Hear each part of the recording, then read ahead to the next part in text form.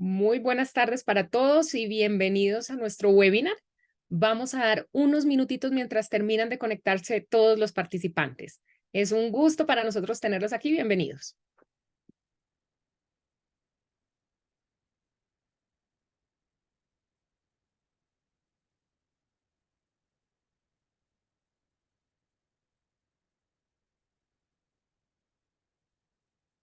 Muy bien, y mientras se conectan, les vamos a invitar a que nos cuenten un poco sobre ustedes en el chat. Así que mientras se conectan sus colegas, cuéntenos un poquito cómo están incorporando ustedes sus herramientas de turno y tienen sus actividades cotidianas. Cuéntenos un poco de dónde vienen, de qué país nos acompañan, de qué sector nos acompañan y bueno, y cómo incorporan sus herramientas turno y tienen sus actividades cotidianas. Estamos viendo por aquí Perú, México, Colombia, efectivamente. Costa Rica, Ecuador, Puerto Rico, Bolivia, Chile. Muy bien. Qué felicidad leer esta diversidad de nosotros en América Latina. Veo por aquí Paraguay, Perú, Colombia, México.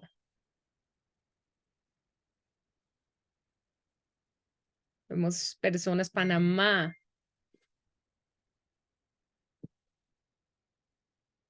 Bueno, veo Estados Unidos por aquí también, Brasil.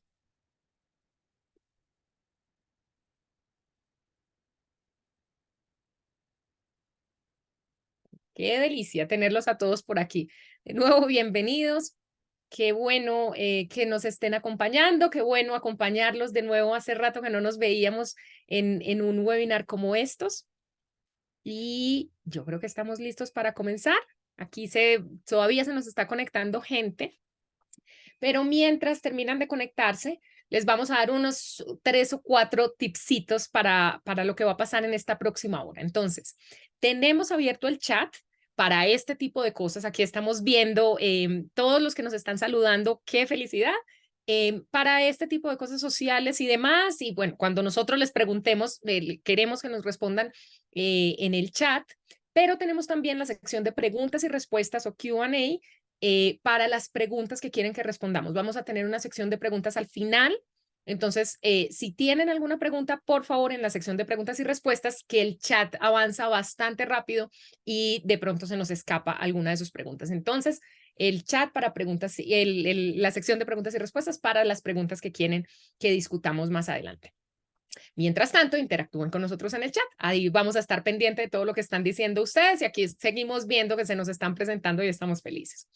Van a recibir, después del evento, en máximo 48 horas, van a recibir un enlace a la grabación del seminario y un enlace para que ustedes generen su constancia de participación quienes la necesiten. Y definitivamente los invitamos a seguirnos en nuestras redes sociales de Turnitin América Latina, en Facebook y en LinkedIn. Busquen Turnitin América Latina y por ahí los estaremos informando también de otros eventos y de todo lo que está pasando con Turnitin. Ahora sí, bienvenidos. Les voy a contar un poquito de mí. Algunos por ahí seguramente me conocen y veo a algunos que me están saludando por ahí en el chat. Y esto es porque llevo ya 7 años trabajando con Turnitin.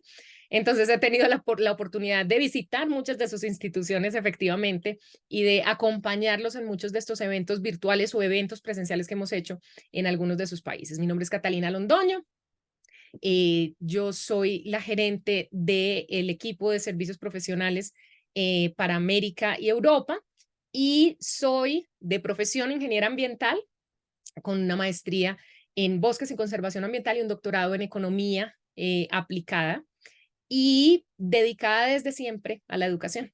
Desde que tengo uso de razón, por ahí estaba pensando esta mañana que hay algunas profesiones que uno no escoge, sino que lo escogen a uno.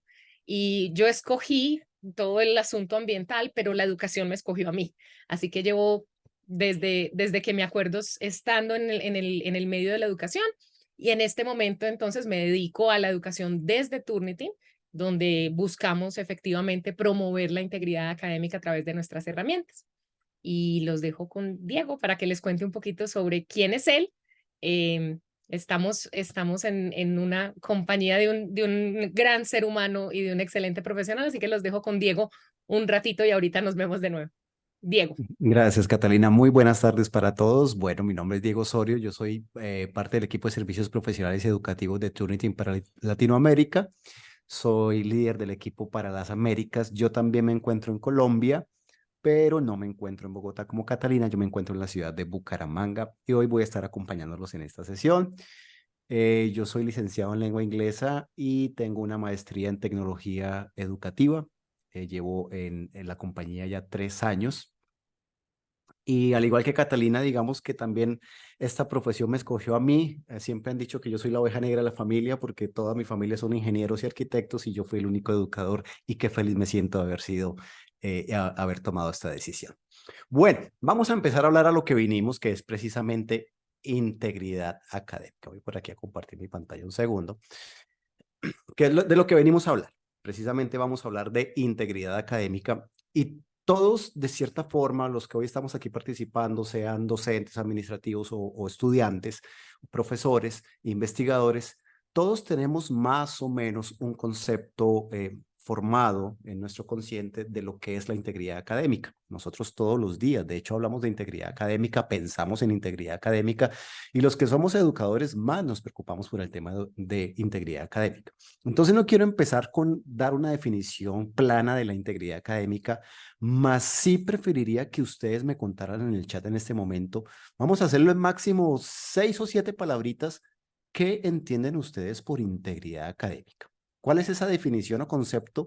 Muy cortico, no vamos a escribir todo un artículo ni un párrafo, algo muy cortico, una frase muy sencilla que en su opinión definan lo que es la integridad académica, cuál es su comprensión o entendimiento o alcance de este término tan importante. Ya tenemos por aquí algunos: ética, responsabilidad, aprendizaje. Uy, esto pasa muy rápido: honestidad en las producciones que aparecen en nombre de un autor, crédito a las fuentes, coherencia, responsabilidad entre los aprendizajes, ética, responsabilidad.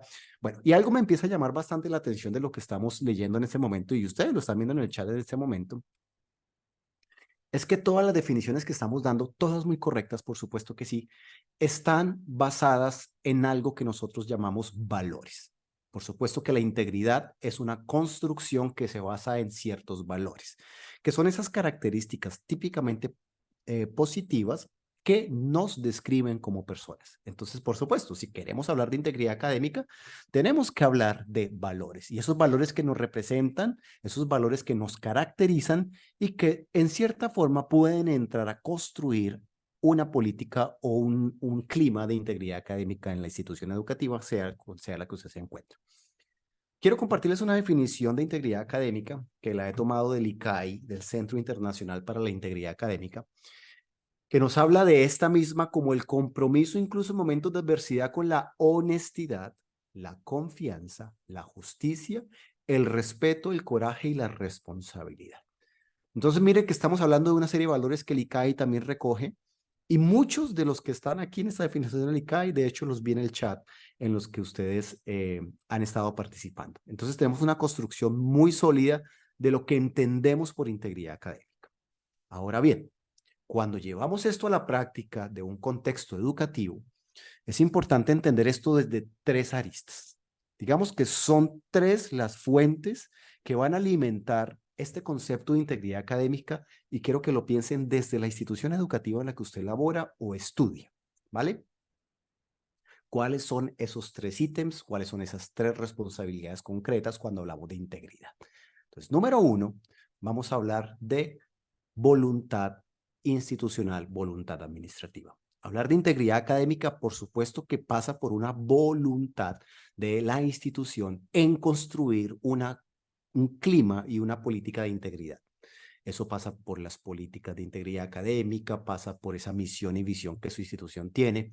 Y estoy seguro que si usted en este momento hace el ejercicio, de pronto no lo ha hecho, ingrese a la página web de su universidad o de su colegio y vayan y revisen un poquito sobre la misión, visión y los objetivos de la institución como tal. Y se van a dar cuenta que muchos de esos están asociados a integridad académica. Por supuesto que hay otras aristas y otros elementos, pero la integridad siempre es un eje conductor de lo que nosotros hemos constituido como institución educativa. Esa es una parte importante, pero no podemos nosotros, los que son profesores y hoy me escuchan, dejar a un lado la otra parte que son las prácticas pedagógicas. Nosotros mismos desde el aula, sea yo profesor o estudiante, tenemos que también ayudar a contribuir en ese clima de construcción de una política de integridad académica. Desde el aula, desde un ejercicio muy sencillo, desde la tarea más mínima hasta el proyecto más grande del aula. Muchas veces estamos tentados a pensar que la integridad académica se limita solamente a esas grandes tareas, llamémoslo a la tesis de grado, a la que muchas veces le ponemos seguramente más atención en el término de integridad de originalidad. Pero olvidamos que la construcción de integridad parte desde lo más pequeño, y lo más pequeño es la tarea más sencilla. Yo como profesor puedo contribuir a que en mi aula se respire un ambiente de integridad, desde una tarea pequeña, desde un compromiso, desde la firma de un compromiso de integridad con los estudiantes, y cómo nosotros los estudiantes también podemos hacer estas propuestas para que entre todos estemos hablando este mismo idioma. Fijar pautas claras con los estudiantes es muy importante desde el principio de una clase o un curso. Yo siempre le digo a mis colegas, porque somos educadores todos, qué importante se hace hablar de integridad académica desde la clase 1 hasta la última clase. Importante en la clase 1. Muchas veces nosotros en clase 1 nos enfocamos mucho en la temática y entonces, bueno, vamos a ver la temática, estos son los contenidos, las evaluaciones, porcentajes, vamos a sumar quizzes, evaluaciones, exposiciones, pero qué importante es que hablemos de integridad, fijar expectativas y pautas claras con los estudiantes y que los estudiantes también contribuyan a estas políticas de clase, con sus ideas, con todas esas aportaciones que ellos pueden tener. Tenemos una política clara institucional, tenemos unas prácticas pedagógicas en el aula y ahí es donde entra este tercer componente donde Turnitin va a apoyar bastante, que es, por supuesto, herramientas tecnológicas.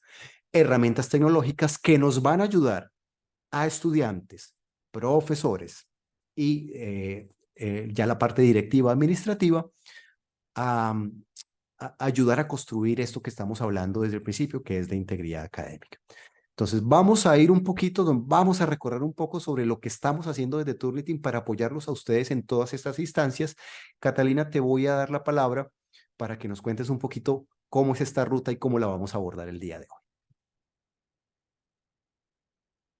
Unmute. Ok, ya les iba a hablar bien con el micrófono apagado. Muy bien, entonces, como les venía diciendo Diego, la idea es caminar hacia la integridad académica, pero la idea es acompañar a los estudiantes en ese camino y responde a la responsabilidad tanto de las instituciones como nuestras propias prácticas pedagógicas como profesores y con la ayuda definitivamente de herramientas tecnológicas que son las que van a, digamos que a terminar de armar este cuadro y este panorama. Entonces pensemos digamos, en esos diferentes escenarios, en esos diferentes momentos también en que los estudiantes, los profesores y las instituciones van a intervenir en ese proceso de promover la integridad académica. Y lo primero entonces que les queremos hablar es del estudiante mismo. Al final se necesita la responsabilidad y el compromiso de la institución, esas prácticas pedagógicas, esa colaboración y el acompañamiento de los profesores, pero quien toma las decisiones finalmente sobre sus actuaciones son los estudiantes. Entonces piensen ustedes en los estudiantes y qué esperamos de los estudiantes si estamos hablando de la promoción de la integridad académica, que conozcan los conceptos, que conozcan la importancia de lo que tienen que hacer y que reconozcan cuando puede haber un error. Y qué bueno que tengamos la posibilidad de darles a los estudiantes el chance de revisar cómo están, de ver qué es lo que están haciendo, de corregir los errores. Entonces aquí los quiero. Vamos a ver, les voy por aquí a mostrar. Y porfa, me confirman, Diego, que estás viendo aquí mi pantalla. Sí, te estamos viendo, perfecto. Perfecto. Entonces, les voy a mostrar y pensando entonces en esas, cómo es que estas herramientas tecnológicas nos van a ayudar en este camino de la integridad y cómo le van a ayudar al estudiante, esta es una de esas herramientas, una herramienta que tenemos en Turnitin diseñada específicamente para el estudiante en el momento en el que escribe. Entonces, ¿qué es lo que tengo aquí? Yo aquí, supongamos que soy un estudiante, estoy haciendo un ensayo sobre un tema que me pusieron a hacer un ensayo y tengo la posibilidad directamente desde mi editor de texto de revisar cómo estoy. De revisar cómo estoy es ver, bueno, aquí tengo unas coincidencias que pueden ser un poco más delicadas que otras. Aquí me acabo de dar cuenta que puse una definición, pero reviso con más cuidado y veo que mi definición está entre comillas, sí la cité. Por aquí también tengo otra cita. Entonces miren que, sin embargo, por aquí también tengo unos, no sé, hay unos pedazos que tal vez me copié y tal vez no cité y que yo misma tengo la posibilidad como estudiante de corregir. Entonces, el primer paso en esa promoción es esa autorrevisión, autoevaluación y ese reconocimiento propio desde el nivel del estudiante de qué es lo que estoy haciendo, qué es lo que estoy haciendo bien y puedo hacer más de eso, qué es lo que puedo corregir en este momento, que es cuando estoy trabajando yo, cuando estoy entregando mis propios documentos, cuando estoy revisando lo que yo mismo estoy haciendo antes de entregárselo al profesor. Y aquí tenemos un primer nivel, un primer paso en ese camino hacia la integridad. No es que tengamos una meta final de, bueno, ya todos somos íntegros y estamos listos y ya no tenemos que hacer nada más, pero sí esto es ese primer paso de esa autoconciencia de los estudiantes. Entonces, miren lo interesante de entregarle a los estudiantes las herramientas tecnológicas. Tenemos entonces la voluntad de la institución, tenemos unos ejercicios, unas actividades, una comunicación con los estudiantes tal que ellos pueden hacer sus propias evaluaciones y tenemos la herramienta para que el estudiante haga sus propias correcciones. Miren lo bonito y lo poderoso del concepto de el estudiante haciendo su propio ejercicio de responsabilidad y de integridad académica. Entonces, ese es el primer elemento que les queremos mostrar. Los dejo con Diego para seguir pensando en dónde más podemos acompañar a los estudiantes y dónde más podemos utilizar herramientas para darles la posibilidad a los estudiantes y a ustedes, señores profesores, de participar en todo este proceso de promoción de las buenas prácticas.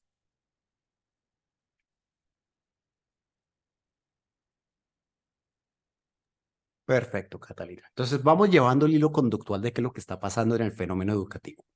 Le dimos la herramienta a los estudiantes en las manos, lo cual nos permite a nosotros como profesores recibir en muchas ocasiones productos mucho mejor elaborados, mucho más completos.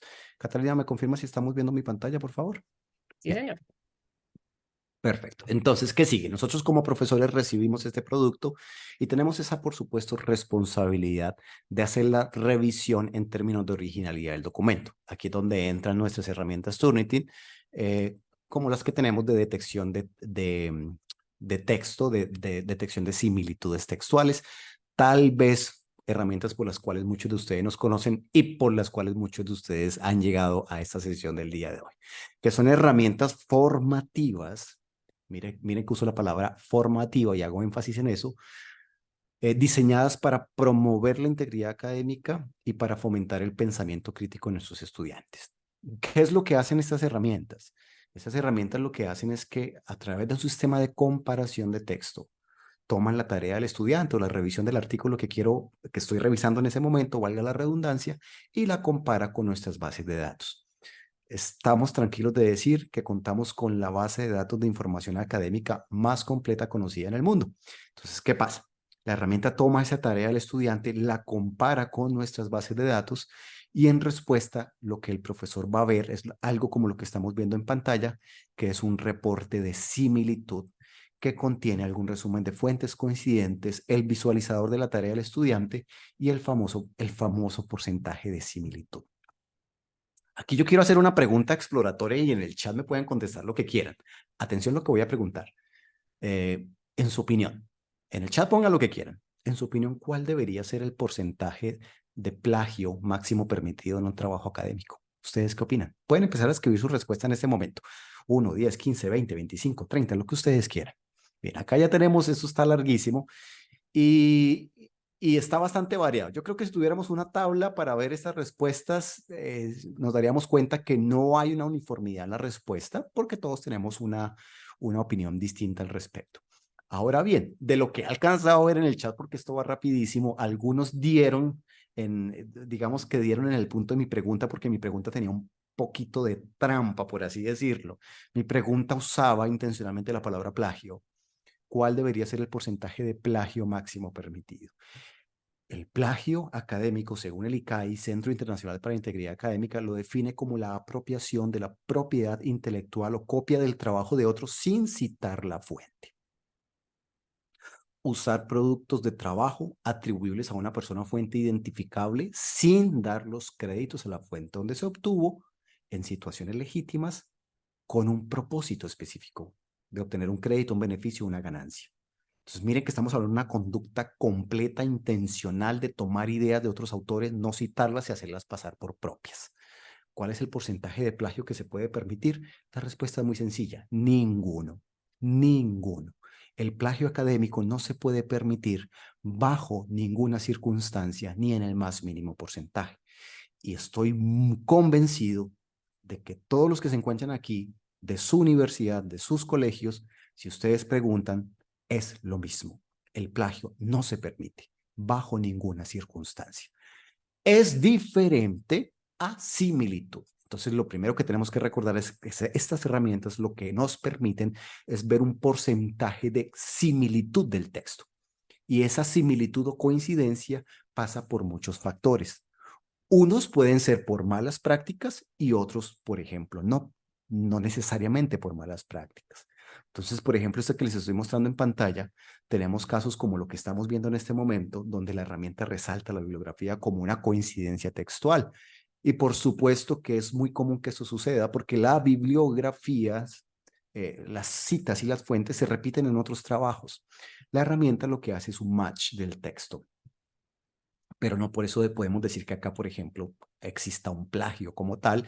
De hecho, esto es lo más común porque nosotros recordemos que el conocimiento se construye en base a conocimientos previos e ideas de otros autores que estamos citando y que estamos poniendo en bibliografía. Entonces, estas herramientas, lo importante es que nos permiten de cierta forma filtrar esos hallazgos para poder excluir aquellos temas que a mí no me preocupan, como la bibliografía, por ejemplo, o temas como las citas textuales, como esta que estamos viendo aquí, que si bien hay una similitud textual, nosotros sabemos que no existe como tal o no se constituye un plagio porque el estudiante ha citado al autor.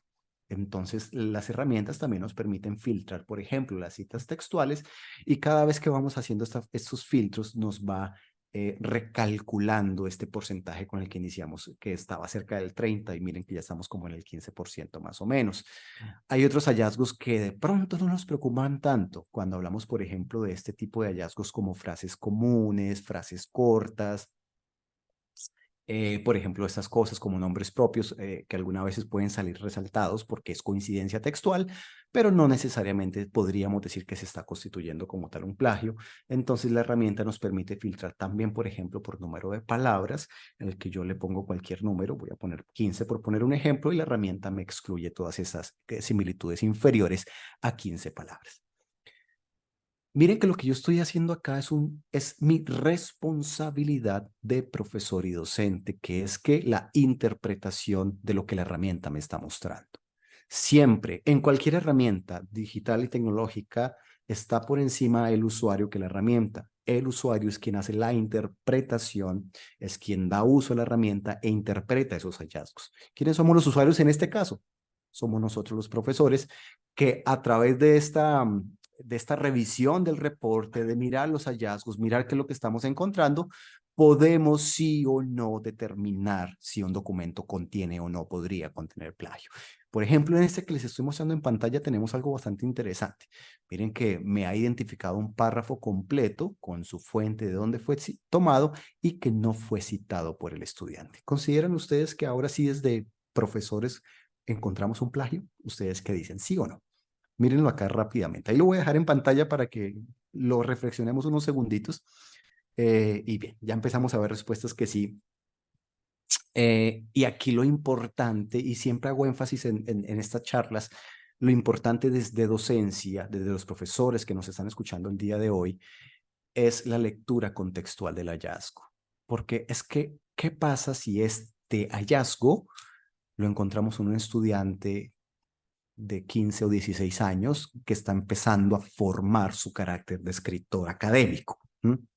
Es muy distinto porque seguramente identificamos nosotros como profesores un estudiante que necesita una acción formativa a tiempo, hacer las correcciones y observaciones para que esta práctica no se vuelva recurrente ni se le vuelva parte del paisaje, ni más faltaba.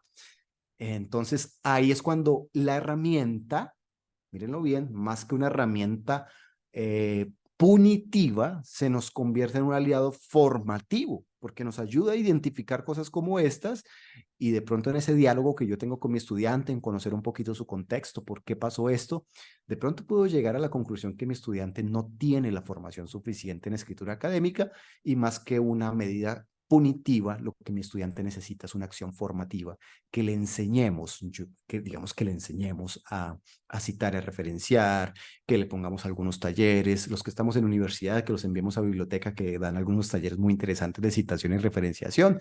Entonces, miren el enfoque formativo por ese lado. Lo que más me gusta de esta herramienta precisamente es que tiene ese enfoque formativo desde las herramientas de retroalimentación que tenemos por aquí en este ladito, donde yo como profesor puedo dejar ciertas noticas o puedo hacer retroalimentación general.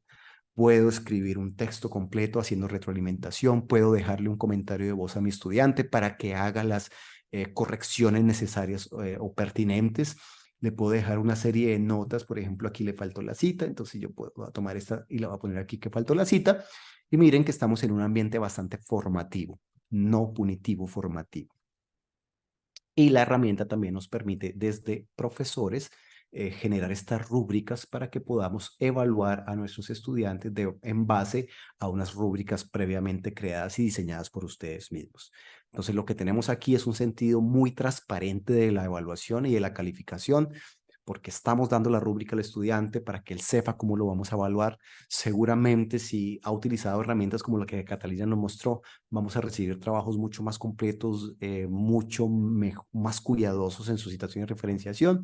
Y nosotros aquí desde docencia lo que hacemos es una revisión integral de los hallazgos, identificar esas áreas de oportunidad que los estudiantes pueden tener y hacer esa intervención formativa a tiempo. Bien, Catalina. Sí, señor, por aquí estamos. Muy bien. Perfecto. Vamos a prender por aquí mi cámara también.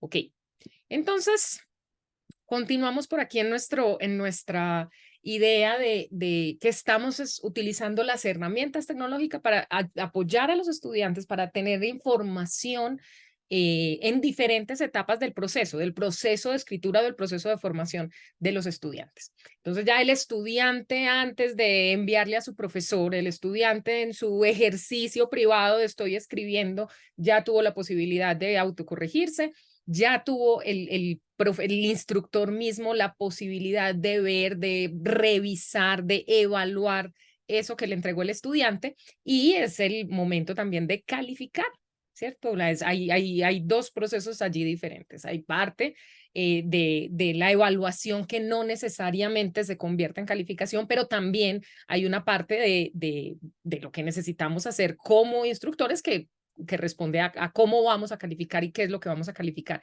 Y el proceso de calificación tiene que ser un proceso hecho con integridad, ¿no? Es un proceso donde queremos que sea un proceso con equidad, que sea un proceso transparente, que sea un proceso que los estudiantes entiendan como justo. Entonces, también podemos utilizar en ese orden de ideas herramientas tecnológicas que nos ayuden a hacer una calificación con integridad, como parte del proceso, nosotros mismos como instructores o como educadores. Entonces, aquí tengo otra herramienta tecnológica que nos puede ayudar en esa parte del proceso, en la parte de calificación. Entonces, aquí les estoy mostrando, tiene una característica bien importante y bien interesante, y es que permite ahorrar un montón de tiempo. Y nosotros queremos pensar que ese tiempo que uno se ahorra en el detalle de la calificación, que a veces es, saben ustedes mejor que yo, cuánto tiempo se toma uno calificando, a veces una calificación que puede ser un poco mecánica. Y aquí, por ejemplo, a través de inteligencia artificial a propósito, nos ayuda a agrupar respuestas de los estudiantes y yo luego entonces puedo calificar las respuestas agrupadas. Entonces yo puedo decir a mis estudiantes, vamos aquí a mirarlo, a todos los estudiantes que respondieron en este caso, lo que ellos tenían que hacer era señalar a Bolivia en el mapa. Entonces yo puedo decir, listo, ya agrupé todos con ayuda de inteligencia artificial, agrupé todos los estudiantes que me seleccionaron Bolivia, a todos esos les voy a poner que efectivamente su calificación está, o su elección está bien, y puedo irme entonces al siguiente grupo y revisar, estos son los estudiantes que no me señalaron a Bolivia, sino a Paraguay, entonces les puedo hacer retroalimentación a todos simultáneamente, diciéndoles, no, esto no era lo que estábamos pidiendo, lo que estamos pidiendo es esta otra cosa.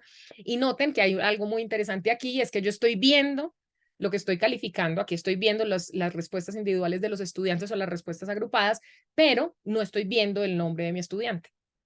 Y eso me va a quitar un sesgo en la calificación que inevitablemente tenemos. Entonces, estoy calificando más rápido, estoy calificando por pregunta, que me facilita a mí la calificación, digamos que pasa, y si ustedes tienen grupos numerosos, saben que al primero uno tal vez lo califica un poquito distinto que al último porque está cansado. Entonces, calificar la misma pregunta ayuda con esa fatiga al calificar para que sea más equitativa la calificación. No estoy viendo el nombre del estudiante. Entonces estamos hablando también de calificación con integridad. No solamente eso, sino que me va a permitir por aquí ver estadísticas de desempeño de los estudiantes con bastante detalle. O sea, yo puedo ver, puedo ponerle etiquetas a las preguntas. Entonces, yo podría, por ejemplo, comparar aquí. Yo decidí que unas preguntas, o decidí no, decidí poner unas etiquetas para unas preguntas que habíamos visto en clases virtuales y otras preguntas en otros temas que habíamos visto en clase presencial, porque quiero comparar efectivamente cómo fue el desempeño con las unas versus las otras. Entonces, esa posibilidad que yo tengo de ver el desempeño de mis estudiantes con detalle, aquí puedo ver, no es muy distinto. Obviamente yo puedo hacer un análisis mucho más detallado, pero aquí me permite saber, entonces, bueno, la media del presencial fue 72% versus 67% de aciertos en lo que vimos virtual. A ver si yo mismo tengo que evaluarme a mí mismo de cómo son mis prácticas y qué tengo que hacer para mejorar esas prácticas docentes y mejorar el desempeño de los estudiantes. Puedo ver con mucho detalle, por ejemplo, en esta de geografía. Entonces yo lo que quiero ver es cuántos estudiantes lo tuvieron bueno, pero cuántos se equivocaron con Paraguay y cuántos con Perú. A ver en qué exactamente es lo que en los estudiantes se me están equivocando y hacer refuerzo de lo que necesito, etcétera. Entonces, esto es calificación con bastante precisión y con esa idea de calificación con integridad y con esa idea de utilizar el tiempo que ya no me estoy gastando en calificar y en el detalle, para analizar efectivamente y hacer la evaluación de mis propias prácticas, para mirar el desempeño de mis estudiantes y para tener unas conversaciones con mis estudiantes o unos refuerzos con mis estudiantes en el momento que lo necesite, de los temas que se necesita reforzar. Entonces, estamos pensando en todo el proceso, desde los estudiantes, desde el mismo estudiante cuando está haciendo su ejercicio, desde esa evaluación que le vamos a hacer previa a los trabajos de los estudiantes hasta la calificación. Y todo como parte de un proceso, todo como parte de un engranaje para tener trabajos de calidad y para revisar y evaluar si lo que queremos, lo que nos proponemos nosotros como educadores y como instituciones, efectivamente lo que estamos logrando con los estudiantes.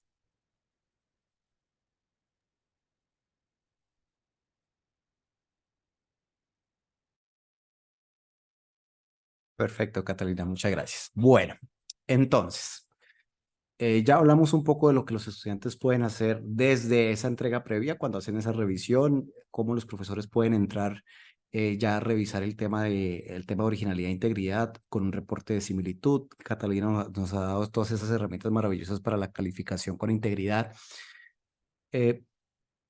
También tenemos que pensar en cierto momento que podríamos en algún momento tener una serie de hallazgos de malas prácticas en etapas tempranas en las cuales podríamos intervenir. Existen algunas prácticas desafortunadas como la manipulación de textos, donde se hacen algunas alteraciones al texto con el fin de, digamos que tratar de ocultar alguna mala práctica por allí. Entonces allí también la herramienta nos va a dar esa mano. ¿De qué forma? Lo vamos a hacer a través de las marcas de alerta. ¿Qué son las marcas de alerta? Son esos posibles intentos fraudulentos de los estudiantes por alterar el reporte de similitud. Muchas veces, desafortunadamente, los estudiantes por, qué sé yo, por el temor, porque no se ha tenido esta charla directa con los estudiantes y fijación de expectativas, de pronto recurren a estas prácticas no tan éticas que de pronto encuentran por allí en internet, que les pareció una muy buena idea aplicarlas. Lo bueno es que estas prácticas las vamos a poder detectar. Por ejemplo, en este documento que al parecer está bien, si yo lo veo al ojo humano y es un documento que cumple, bueno, digamos que no estoy mirando en este momento el contenido, sino el documento en sí, en su forma, parece que cumple, pero la herramienta me está marcando una alerta, me dice que acá hay algo extraño. Entonces, mire que si yo le doy clic a la bandera, él me va a encerrar unos caracteres. En este caso me está encerrando los vocales O y me está diciendo, ojo, esta vocal O de este párrafo ha sido manipulada. ¿De qué forma? Todo el texto ha sido escrito en alfabeto latín, que es el que escribimos nosotros normalmente en español. Sin embargo, estas vocales O están en alfabeto cirílico ruso. O sea, hubo una modificación en el texto. El estudiante ha cambiado el estilo de alfabeto. Esa vocal, al parecer en algún lado vio que si hacían esas modificaciones, entonces la herramienta de pronto se confundía. Miremos que no se confunde y al profesor le podemos marcar estas alertas para que evidentemente pues pueda hacer esta intervención a tiempo, a dialogar con el estudiante, comprender por qué se llega a una situación como estas y hacer los ajustes formativos que tenga lugar. Miremos que acá hay otra, precisamente, acá hay otra banderita que me está marcando una alerta, pero pues yo por más que lo miro con mi ojo humano no le veo nada extraño, pero al darle clic a la bandera me revela algo bastante interesante, y es que el estudiante manipulando el texto no ha utilizado espacio natural entre las palabras, sino que ha incorporado un carácter blanco, un carácter invisible entre las palabras para hacer esto como una gran palabra larguísima y no se detecte similitud porque no hay una oración, una frase construida acá. Digamos que estas manipulaciones no van a funcionar porque la herramienta nos va a mostrar a nosotros todos estos modificaciones al texto. O yo no sé si ustedes sabían, sé que la mayoría de los que nos están acompañando hoy son profesores, somos colegas. Nosotros a veces desde docencia, cuando estamos proponiendo un ejercicio de escritura, le decimos al estudiante dentro de la rúbrica que esperamos un mínimo número de palabras. Entonces le decimos, vamos a hacer este ensayo y el mínimo número va a ser, voy a poner un ejemplo, 2000 palabras y lo ponemos dentro de la rúbrica de evaluación. Entonces, si cumple con las 2000 palabras, le ponemos un puntaje.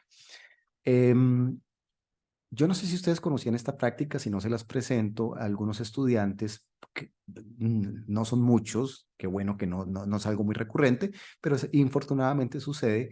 Algunos estudiantes que incluso nos pueden agregar texto oculto dentro del documento para aumentar artificialmente el conteo de palabras. En este caso, como acá, donde hay un aumento artificial del número de palabras con palabras aleatorias que están de color blanco, yo no las veo, pero la herramienta Turing sí las ve y me las va a poner de color rojo. Aquí lo importante, más que el hallazgo, y en esto hacemos mucho énfasis, es en el diálogo con el estudiante. Es nosotros de docencia comprender por qué un estudiante llega a una decisión como estas de utilizar estas prácticas no sanas, de intentar alterar un reporte de similitud, comprender cuáles son sus temores, qué lo motiva a hacer algo como esto, para que nosotros podamos, por supuesto, desde docencia intervenir. Y por supuesto, 30 de noviembre de 2022, no podemos olvidar esa fecha. Se lanza OpenAI y lanza esta herramienta de ChatGPT por la que muchos nos han estado preguntando en el chat, creo que es lo más recurrente. Y por supuesto, desde Turing tuvimos una respuesta activa a este fenómeno que llegó a digamos que a quedarse en nuestros ambientes de educación y lanzamos este detector de texto generado por inteligencia artificial, que es este que está por acá. Para los que nos han estado preguntando, en esta primera iteración de la herramienta, está disponible solamente para textos que han sido escritos en inglés, porque muchos nos han escrito por en el chat que yo he intentado hacer pruebas, pero me salen 2 rayitas, que me sale que no funciona. Seguramente es porque el texto que estamos procesando es en español y ustedes tienen una respuesta como esta. Sin embargo, si el documento está en inglés, sí vamos a ver la herramienta en acción, donde va a resaltarnos ese texto que la herramienta identifica que ha sido generado por inteligencia artificial. Aquí la idea, por supuesto, no es perseguir. Miren que al principio de esta charla yo les dije, acá hay 3 aristas: la voluntad institucional, las prácticas pedagógicas y la tecnología. La tecnología es un componente del que estamos hablando, pero no olvidemos la segunda que hablamos, que son las prácticas pedagógicas. Es importante dentro de nuestra práctica pedagógica, de nuestro quehacer educativo, de nuestra aula, fijar pautas y expectativas claras sobre el uso de herramientas como de generación de texto generado por inteligencia artificial.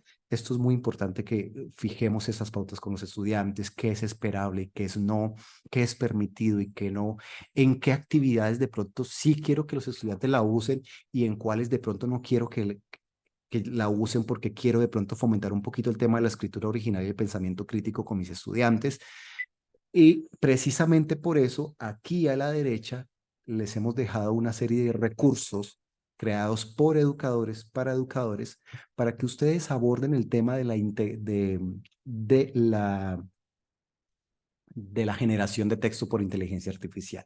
Acá tenemos preguntas frecuentes, recursos para que ustedes hablen con sus estudiantes, fijen expectativas y metas claras, escuchen a sus estudiantes. Ustedes también aventúrense a usar un poquito, a ver qué es lo que está pasando, y siempre estén bastante enterados. Y la herramienta, por supuesto, nos va a ayudar a centrar, enfocar precisamente lo que hemos encontrado, lo que se ha detectado como inteligencia artificial. Catalina.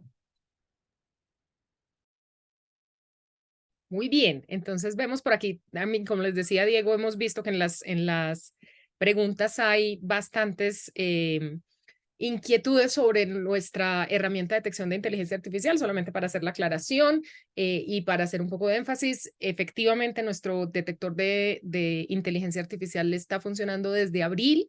Sin embargo, no funciona aún para documentos en español. La detección de similitud, como lleva funcionando muchos años, sí funciona en español, para textos en español y en otros más de 20 idiomas, pero la de inteligencia artificial específicamente para documentos escritos en inglés. Muy bien, y seguimos por aquí entonces con nuestra idea de lo que está pasando por acá. Entonces, eh, como veníamos diciéndoles, ya tuvimos el estudiante, ya tuvimos esos diferentes papeles, esos diferentes escenarios donde el profesor pudo actuar desde lo formativo, desde la evaluación preliminar de los textos, en todo el proceso de escritura de los estudiantes, por supuesto en el proceso de calificación. Todo esto ha sido a través de y con la ayuda de herramientas tecnológicas, hasta la misma detección de malas prácticas potenciales que también puede tener los estudiantes. Y no estamos diciendo que todos los estudiantes lo hacen, esto a este punto no se tiene que llegar en todos los casos y con todos los estudiantes, pero también tenemos que tener herramientas de detección y tampoco nos podemos esconder debajo de las piedras y presumir que, pues, que todos estamos actuando como es deseable. Siempre va a haber algo de detección que es necesario.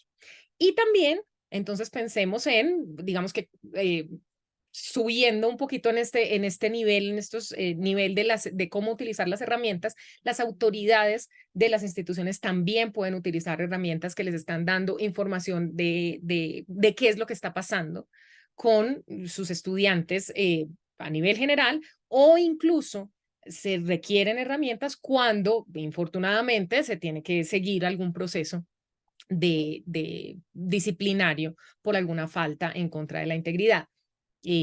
Por supuesto, siempre digamos que pensando en las políticas propias de cada institución, Y entonces llegamos a herramientas que también le dan información a estas autoridades. Esto era lo que tenía por aquí abierto. Entonces, esta es una herramienta que tiene una característica bien particular. Les quiero mostrar como manera de ejemplo de lo que podemos ver para las autoridades y para pensar en ese nivel un poco más arriba de no la clase específicamente, sino ya a nivel institucional de qué es lo que puede estar pasando.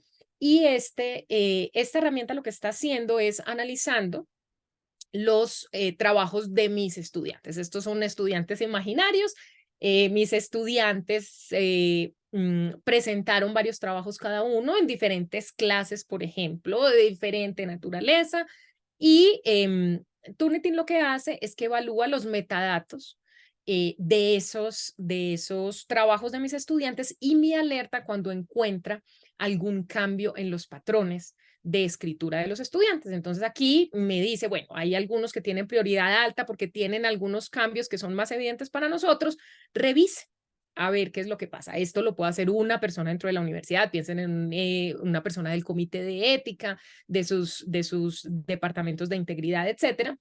Y esto es lo que vería si quiere hacer un análisis específico de uno de los estudiantes. Entonces aquí estamos analizando a mi estudiante imaginaria María, y María presentó todos estos trabajos. Él me está diciendo, tenga cuidado con o revise o hable con María, ¿cierto? Lo que estamos aquí entregando es información para que ustedes actúen y para que ustedes tomen decisiones con base en esa información y tengan diálogos con los estudiantes cuando haya que tenerlos, pero diálogos con informados, ¿no? Y diálogos con información. Entonces, aquí lo que pasó con María y por lo cual yo estoy revisando estos trabajos es que tienen múltiples nombres de autores, nombre de autor del documento. Estamos pensando en metadatos, ¿no? Los documentos vienen con un nombre de autor que es bastante común. En la casa hay un computador en donde trabajamos todos, entonces el nombre del autor en los trabajos que se hacen desde ese computador de la casa es la familia, en mi caso Londoño, por ejemplo. Entonces, los trabajos que hacemos en esta casa, pues aparecen como familia Londoño. Y resulta que aparecen diferentes nombres de autores, pero también aparecen diferentes, el modificado por, aparece con otros nombres también, que no es normal, porque si yo estoy trabajando en el mismo computador, lo normal es que sea el mismo autor y modificado pocas veces por diferentes autores. Y utilizo diferentes tamaños de página, que tampoco es normal porque no es que uno cambie el tamaño de la página con mucha frecuencia. Normalmente deja el tamaño que viene por defecto en su editor de texto y hay diferentes versiones de software, que es raro porque pues uno si trabaja normalmente en el mismo computador, pues el software que utiliza es uno solo. Entonces, ese tipo de cosas, ese tipo de datos, nosotros hacemos un análisis de varios de los trabajos del estudiante y detectamos esto como alertas. Estas alertas, por supuesto, tienen que ser analizadas y nos va a mostrar si hay algún cambio de patrón para que nosotros analicemos específicamente qué es lo que está pasando con ese o esos estudiantes. Puede que no sea nada, puede que el estudiante efectivamente trabaje en diferentes computadores, puede que el estudiante trabaje en un café internet o puede que el estudiante efectivamente no haya sido el autor de su propio trabajo y lo notemos por las características de los metadatos de esos archivos que los estudiantes nos están enviando. Entonces, piensen en esto como una de las maneras que tienen las autoridades de la institución para ver ese desempeño en términos de integridad académica, de políticas de integridad que tiene la institución. Entonces, estamos utilizando y volviendo al asunto de estos actores en los diferentes escenarios, de quién es el responsable de las políticas de integridad académica, estamos utilizando esas herramientas tecnológicas que mencionamos para favorecer las prácticas pedagógicas de los profesores que a su vez van a informar y a darle herramientas a los estudiantes y estamos utilizando esa voluntad administrativa que había, esa voluntad institucional de tener unas políticas de integridad académica para poderla fomentar. Entonces, esa es, digamos que la idea detrás de todos estos productos, de todos estos elementos, de lo que hacemos nosotros en una compañía como Turnitin para apoyar y para fomentar y para trabajar en pro de la integridad académica sin duda.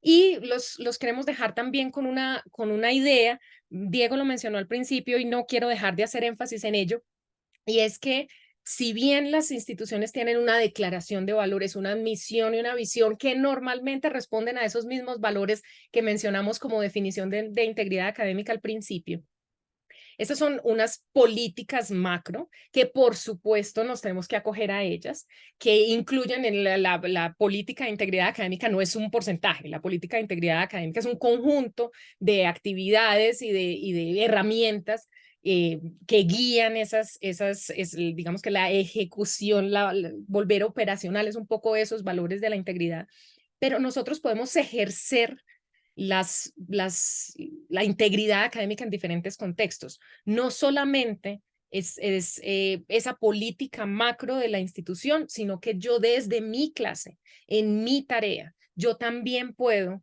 ejercer todo esto, utilizar las herramientas que tengo para hablar de integridad académica y de valores con mis estudiantes en mi clase, para hablar de integridad académica y de valores con mis estudiantes en esta tarea específicamente, en este examen que mis estudiantes tienen que presentar, en esta tesis como producto específicamente. Entonces podemos tener diferentes contextos de actuación en estos valores y en esta idea, y que todos se acojan y que todos confluyan en esas políticas integrales de la institución, pero que nosotros podemos poner en práctica en nuestro día a día como profesores, como directores, como coordinadores, como decanos en nuestros departamentos, entonces en la tarea, en la clase, en el departamento, y efectivamente llegar hasta el nivel de institución e incluso dar un paso más allá y pensar en esas instituciones con las que tenemos convenio, en políticas gubernamentales con respecto a todos estos temas, pero siempre pensando en cuál nivel de todos estos niveles, en cuál contexto de todos estos contextos yo tengo injerencia, en cuál de esos contextos, en cuál de esos niveles puedo actuar y efectivamente actuar y promover la integridad académica dentro de mi clase, dentro de mi departamento, dentro de mi institución. Entonces, queremos revisar un poco qué hay aquí de preguntas. Diego, y ya estamos a punto de Bueno, tenemos bastantes preguntas, bastante repetidas, entonces voy a recoger las que hemos tenido repetidas y muchos nos preguntaron, bueno, ya sabemos que el plagio no se permite y es cero, pero la similitud, ¿cuál será ese porcentaje de similitud que se puede permitir? Bueno, entonces ahí hay una cosa bien importante. Bueno, plagio, quedamos en política de plagio no se vale. El plagio es una mala práctica y está bien. Eso ya lo sabemos. Políticas de porcentajes aceptables de similitud. Hay tantas políticas de porcentajes aceptables como instituciones, como profesores, como actividades. Entonces, no hay un número mágico que nosotros les vayamos a recomendar. Voy a empezar por ahí. Pero piensen esto dándole la vuelta un poco. Si yo, y en mi institución, ahora, si su institución tiene una política, esa es, ¿no? No vamos a estar a contradecir la política de su institución, pero si una institución tiene una política, y esto es un ejemplo, no una recomendación, una política tiene una institución tiene una política de 20% de similitud, denle la vuelta.